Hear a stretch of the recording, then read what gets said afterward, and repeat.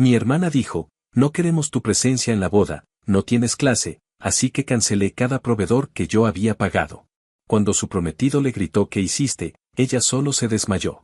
Cuando mi hermana anunció que se casaría a finales de verano pensé que por fin íbamos a tener un respiro familiar después de un par de años tensos. Ella siempre ha sido la favorita de mi mamá, esa hija que nunca hace nada mal y que todo el mundo protege aunque esté diciendo estupideces, pero aún así yo traté de ser el hermano útil que ayuda sin quejarse demasiado. Al poco tiempo de anunciar el compromiso empezó a pedirme favores pequeños que poco a poco se convirtieron en pagos completos de proveedores. La manera en que lo hizo fue tan gradual que ni siquiera lo sentí como un abuso al inicio. Me llamó un día diciendo que el lugar que quería exigía un depósito urgente, que su prometido había tenido un problema en el trabajo y que no podía cubrirlo.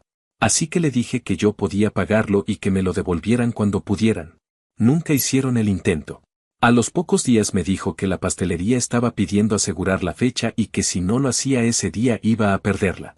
Me contó que era el pastel de sus sueños, que no quería algo genérico y que la gente recordaría ese detalle, así que pagué también esa reserva.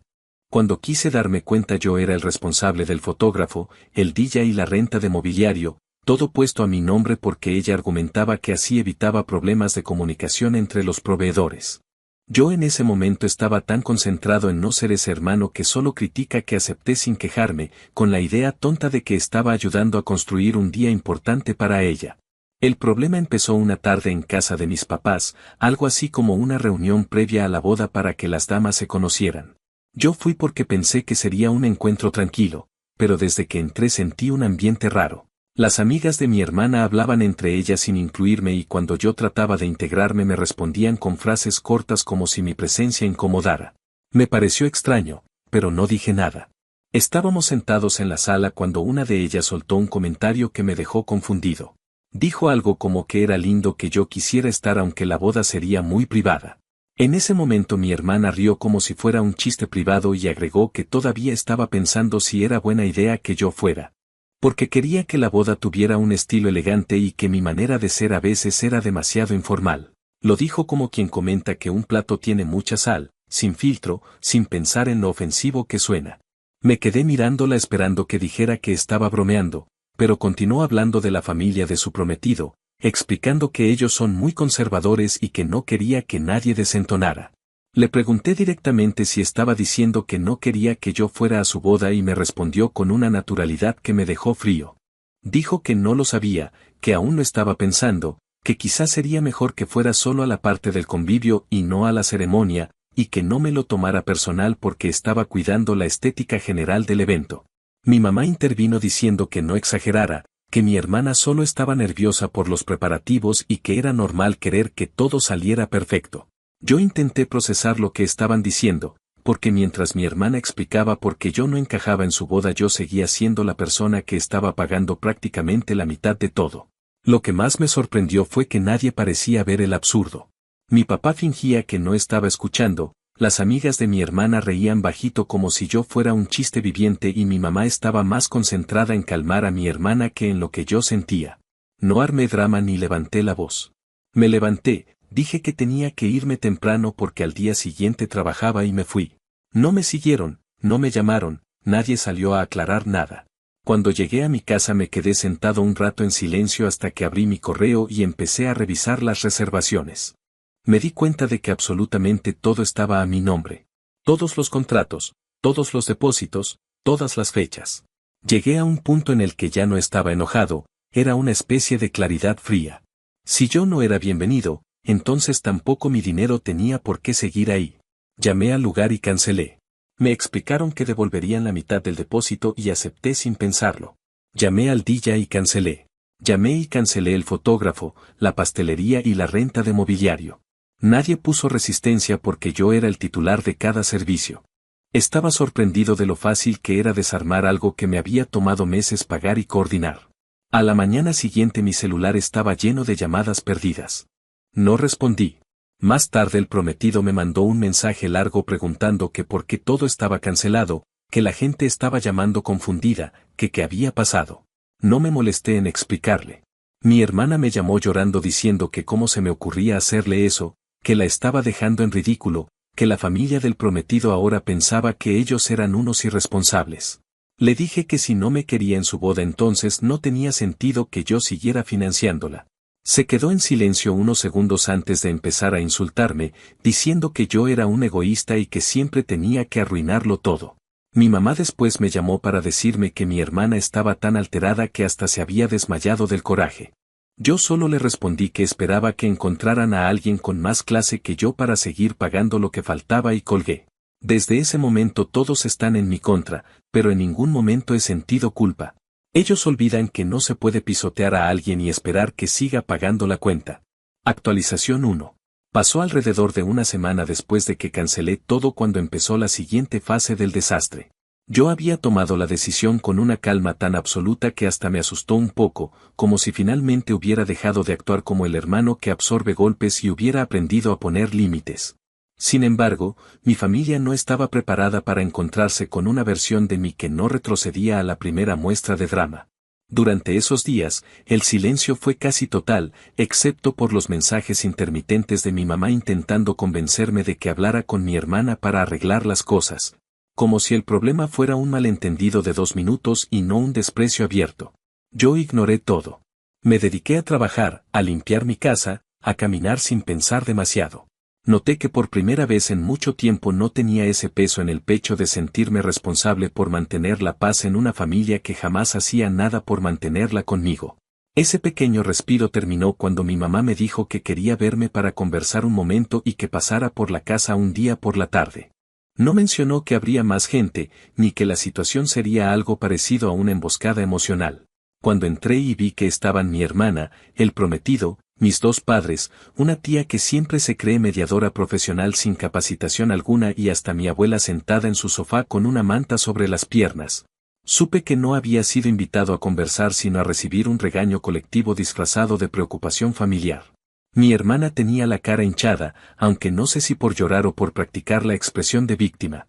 Apenas me senté, empezó a hablar como si estuviera exponiendo un caso judicial donde ya se había declarado inocente. Dijo que lo que yo había hecho era una crueldad innecesaria, que ella estaba atravesando un momento importante y que no entendía cómo yo podía arrebatarle todos sus planes sin siquiera darle la oportunidad de explicarse. Mencionó que yo había exagerado todo, que mis inseguridades estaban nublando mi juicio, que jamás había dicho que no quería que fuera a la boda, sino que simplemente estaba intentando organizar las cosas de manera adecuada. Luego agregó que mi reacción había sido infantil y desproporcionada.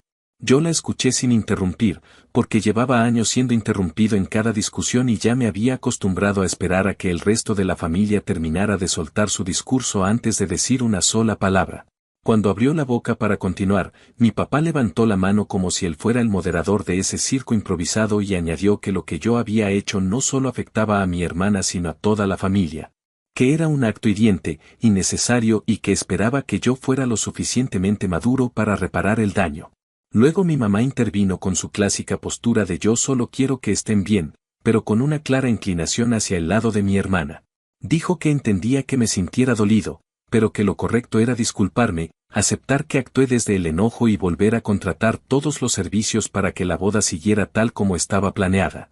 Porque no era justo arruinar un día tan importante por un malentendido. La tía metiche que siempre aparece en estos momentos decidió también participar, como si fuera seleccionada por el universo para aportar frases vacías. Dijo que ella siempre había pensado que yo era un muchacho noble pero que estaba dejando que mi orgullo destruyera un vínculo que costaría muchos años reparar. Finalmente, mi hermana terminó el discurso grupal repitiendo que lo único que esperaba de mí era que me disculpara y restituyera todo. Porque eso demostraría que me importaba la familia y que no estaba actuando movido por resentimientos viejos que, según ella, yo jamás había superado. En ningún momento mencionaron la razón inicial de todo esto, que fue que ella me había dicho delante de otras personas que no sabía si quería que yo fuera porque no tenía clase.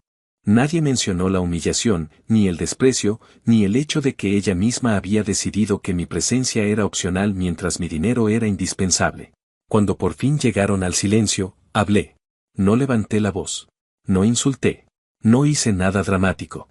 Solo expliqué que yo no iba a pedir disculpas por defenderme, que no era obligación mía pagar una boda en la que ni siquiera estaba claro si sería bienvenido, que si ellos querían creer que la culpa era mía podían hacerlo, pero que lo que no iba a suceder era que yo volviera a financiar nada. Les dije que cada centavo que puse fue un favor que di sin reclamos, pero que después de cómo me trataron el día de la cena no pensaba poner un solo dólar más en algo que claramente me consideraban indigno de presenciar. Mi hermana abrió la boca para gritar, pero el prometido la detuvo tomándole el brazo. Mi papá me llamó egoísta. Mi mamá repitió que estaba decepcionada. La tía dio un suspiro exagerado como si estuviera presenciando una tragedia griega y mi abuela, la única que no había dicho nada, me miró con una expresión que interpreté como una mezcla de apoyo y resignación. Me paré, tomé mi abrigo y les dije que no tenía nada más que hablar y que esperaba que dejaran de llamarme para pedir explicaciones porque la decisión era definitiva. Al salir, escuché a mi hermana llorar de nuevo, como si su llanto fuera suficiente para que todas las cosas volvieran mágicamente a su sitio. No me volteé. No me detuve. Me fui a mi casa sintiendo algo que hacía mucho no sentía. No era alivio ni satisfacción. Era simplemente paz. Por primera vez en años no estaba cargando un problema que no me correspondía. Al día siguiente, la única persona que llamó fue mi abuela.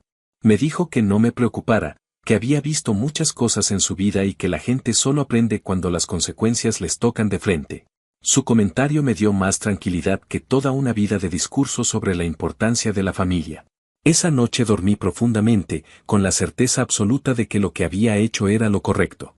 Actualización 2. Pasaron unas 3 semanas después de aquella reunión fallida en casa de mis padres, y aunque pensé que la situación iba a estabilizarse con el tiempo, lo que ocurrió fue más bien lo contrario.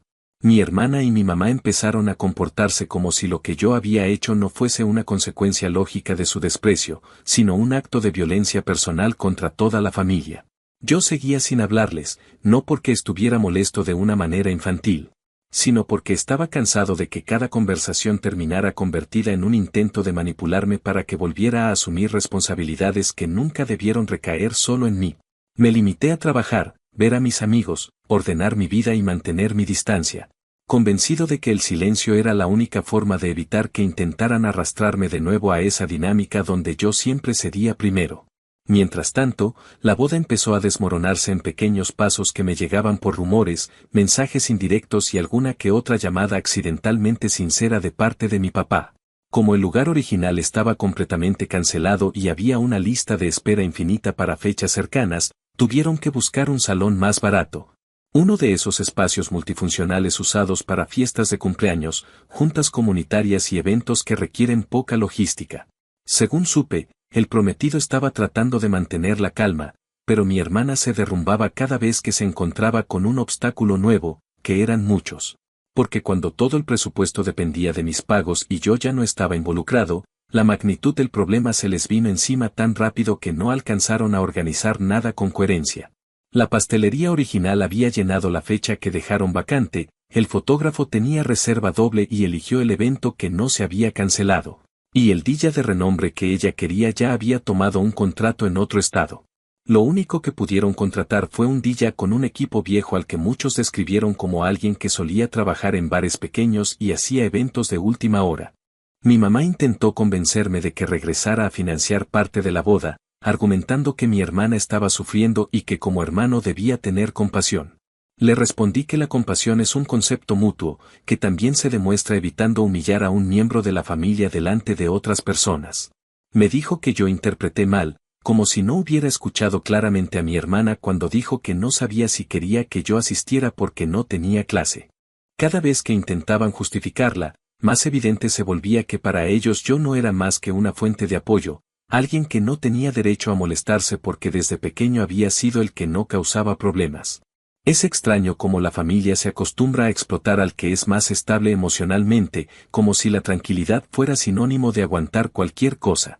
El panorama se volvió más tenso cuando me enteré de que mi hermana había empezado a contar su versión de los hechos, una donde yo aparecía como un ser rencoroso que destruyó la boda por una pelea tonta, sin mencionar que la pelea consistió en que ella literalmente decidió que mi presencia podía arruinar la estética del evento.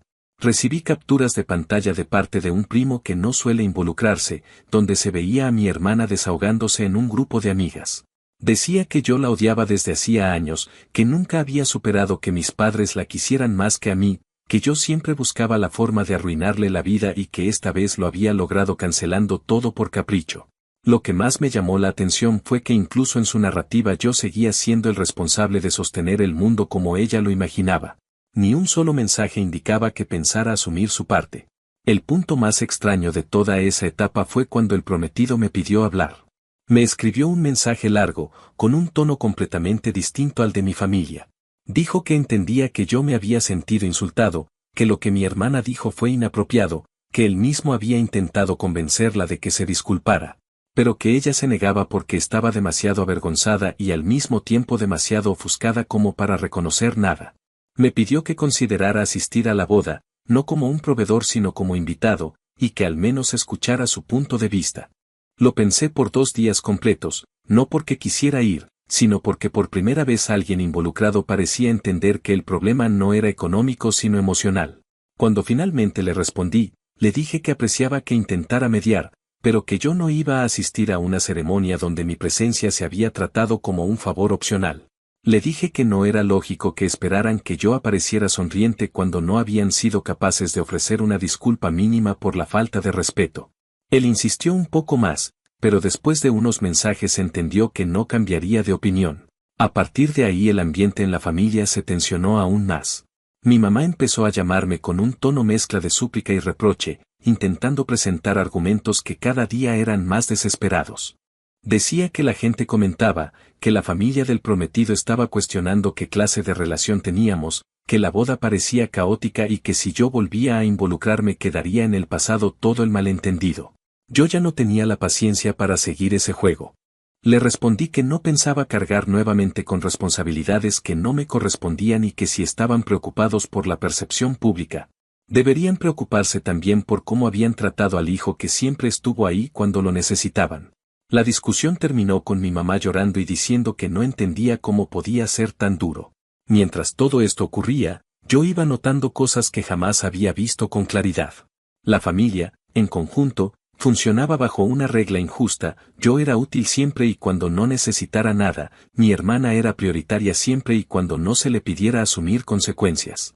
Me di cuenta de que la boda solo había sido el detonante de un problema que existía desde hacía mucho y que yo había aceptado callado porque siempre me tocó el papel del que no estorba. Pero una vez que puse el límite, todo se vino abajo como si la estructura familiar dependiera de que yo siguiera siendo el soporte silencioso. Hacia el final de esas semanas, mi papá me llamó para decirme que en su opinión ya era suficiente, que yo debía dejar el orgullo atrás, que aunque mi hermana se había equivocado era mi responsabilidad como hombre de la familia ayudar a que el evento saliera bien. La frase me pareció tan fuera de lugar que estuve a punto de reír. Le dije que lo que ellos llamaban orgullo era simplemente dignidad, que no era mi obligación salvar un evento que yo no arruiné y que si la familia quería seguir ignorando la causa original de todo, no tenía nada más que hablar. Esa noche recibí un mensaje de voz de mi abuela. Me dijo que había vivido lo suficiente para saber que cuando uno empieza a corregir patrones familiares, el resto se resiste, porque nadie quiere renunciar a las comodidades que le daban esos patrones. Me dijo que no cediera, que los límites duelen pero son necesarios, y que algún día mi hermana se daría cuenta de que no se puede tratar a otros como si fueran utilería. Con ese mensaje entendí que la situación no iba a mejorar pronto, pero por primera vez no sentí culpa. Era claro que la familia esperaba que todo volviera a girar alrededor de mi aporte económico y de mi silencio, y esta vez no pensaba ofrecer ninguna de las dos cosas. La boda iba como iba no por mis decisiones, sino por las suyas. Y aunque no lo dijeran, lo sabían. Actualización final. Pasaron aproximadamente 2 meses hasta la fecha de la boda y el ambiente familiar se había convertido en una especie de campo minado donde cualquier conversación podía detonar otro conflicto.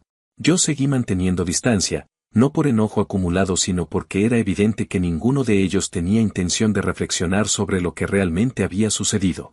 Las pocas veces que hablaba con mi papá o mi mamá, el tema inevitablemente terminaba girando alrededor de la boda. Como si ese evento fuera una especie de examen moral que yo estaba reprobando por no comportarme de acuerdo con un guión que ellos daban por sentado. Mientras tanto, yo observaba todo con una mezcla curiosa de desapego y claridad, como si al fin pudiera ver dinámicas que durante años había normalizado sin darme cuenta.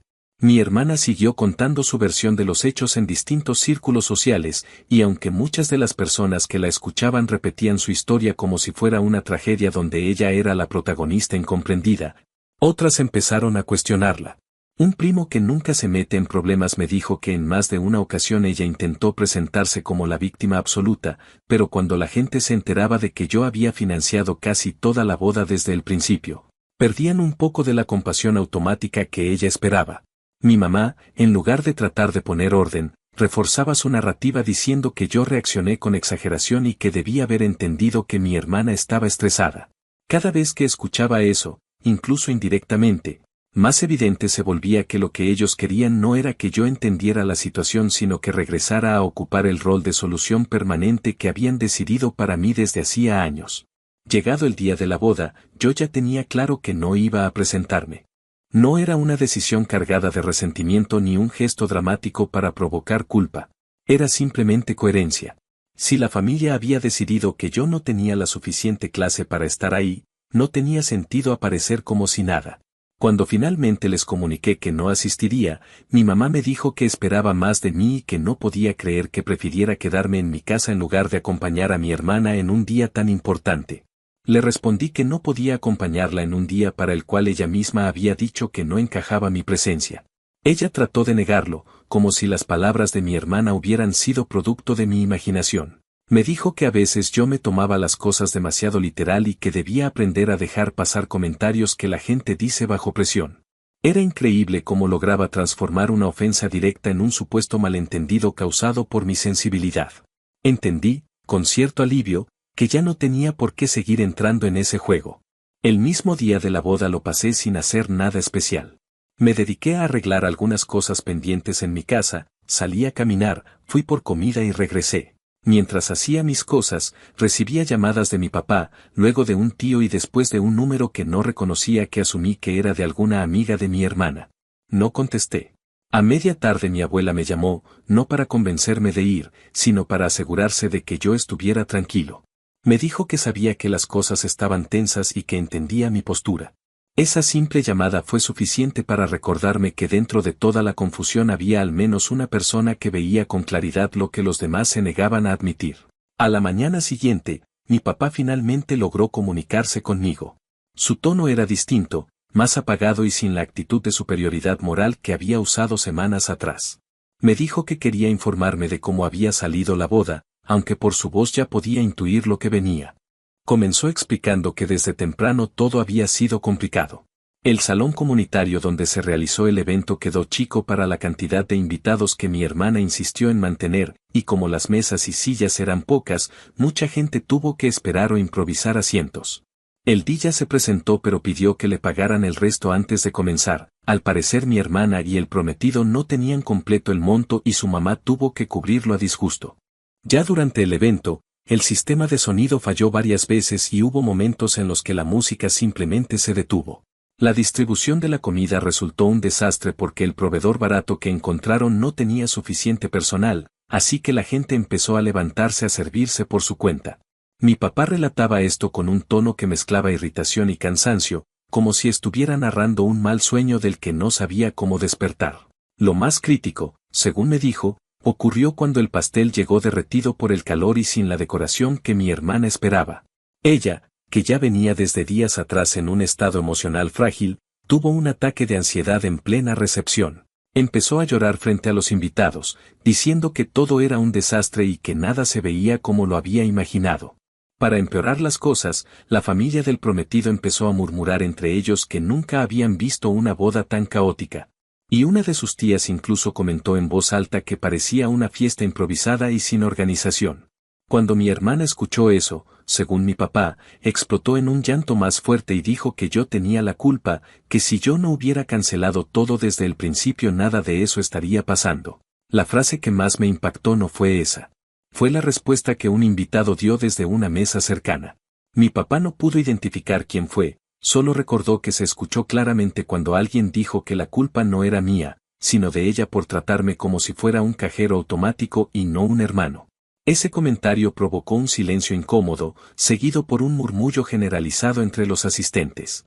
Mi papá dijo que en ese momento entendió que el discurso que mi hermana había repetido durante semanas ya no estaba funcionando porque la gente empezaba a unir piezas que ella se había esforzado en ocultar. Cuando terminó de contarme todo esto, mi papá se quedó en silencio unos segundos antes de admitir que quizás la situación no se manejó bien desde el principio.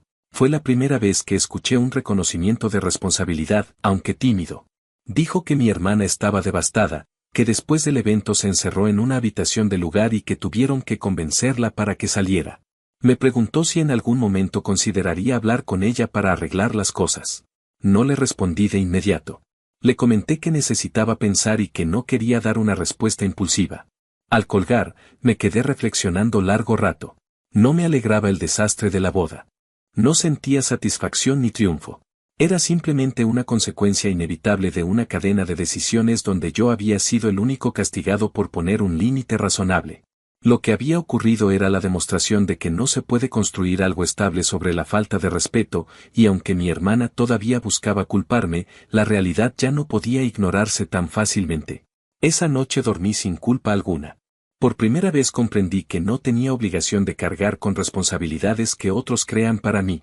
Y aunque la familia tardara en aceptarlo, ya no iba a recuperar el rol que durante años me habían asignado sin preguntarme. Yo no arruiné la boda. Lo único que hice fue dejar de sostener una estructura que no tenía por qué depender de mí.